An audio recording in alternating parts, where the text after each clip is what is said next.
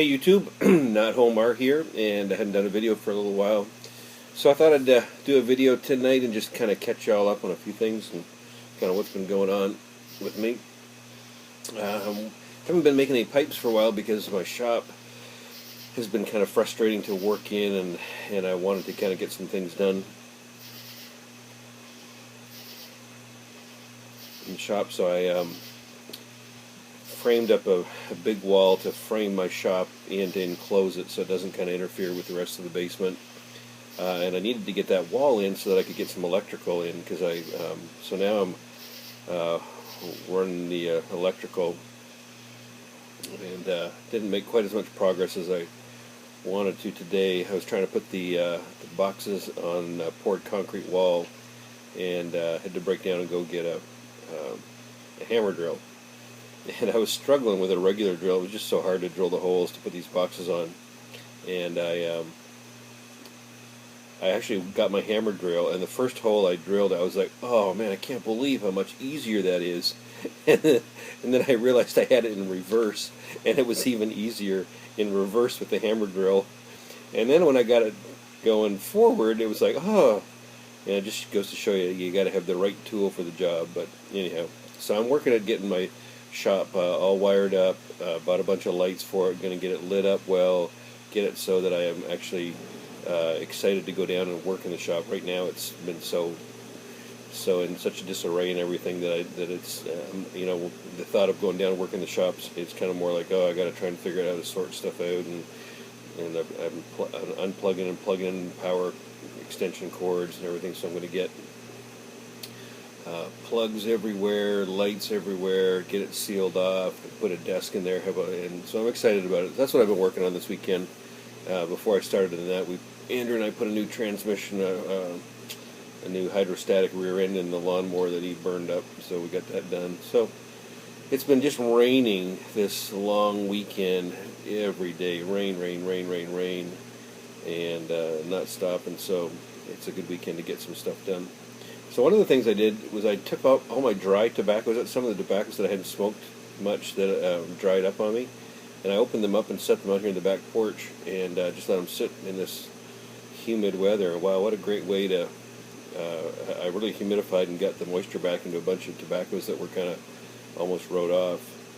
I don't know if anybody's ever done that before. Maybe make a comment whether that's an okay practice. I guess the concern I have is when I expose it to the air and let it get moisture that way, do I introduce mold potentially? Could they start to mold spores or whatever? I don't know.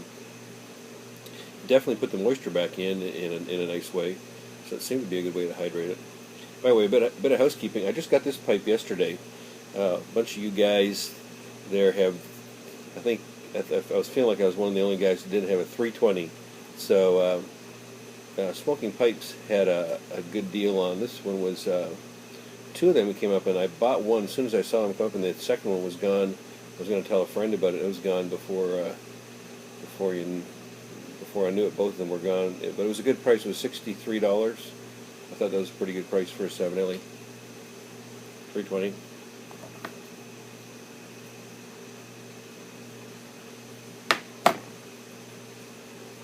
Smoking some Davidoff English mixture in it. A medium aromatic blend. And to be honest, I smoked this once, and then I remembered why I hadn't smoked it again for a while. It's burning kind of hot, and I'm not real fond of it. First bowl I had in this 320 last night was Seattle Evening, and I really like that. I wish I had loaded this up with Seattle Evening again tonight, but anyhow, and having a little bit of a Corona. Just trying to relax a little bit after working in the shop. Get that all done up today. But I was going to tell you I want to tell you a funny story. Something might get I just watched Dr. Buster David's video with his beard all shaved off, and he said he had to shave it off because he got it out of adjustment, or, you know, out of whack, and then just decided. And I've been there before where I've taken and been trimming my beard and got it out of whack, and then you try and get this side fixed up and this side, and you end up just going out of heck with it and taking it off. So I've been there. But the funny story is I was trimming my beard one day, And I'm working away, and I've set the clippers on whatever I did, the 6 or something, and I trimmed it all up. And then I take the end of the clipper off, and I'm just touching up a couple of spots.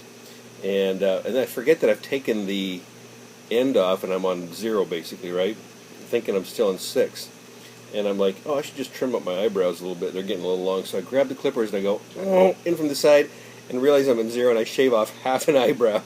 So, and my wife's in the bathroom getting ready at the same time, and she's like on the floor rolling, laughing, because here I am with half an eyebrow, and I'm like, okay, how do I recover from this one? And the only way I knew to kind of fix it was to come in from the other side and come in. So I came in and equaled them up, so I had 2 half eyebrows.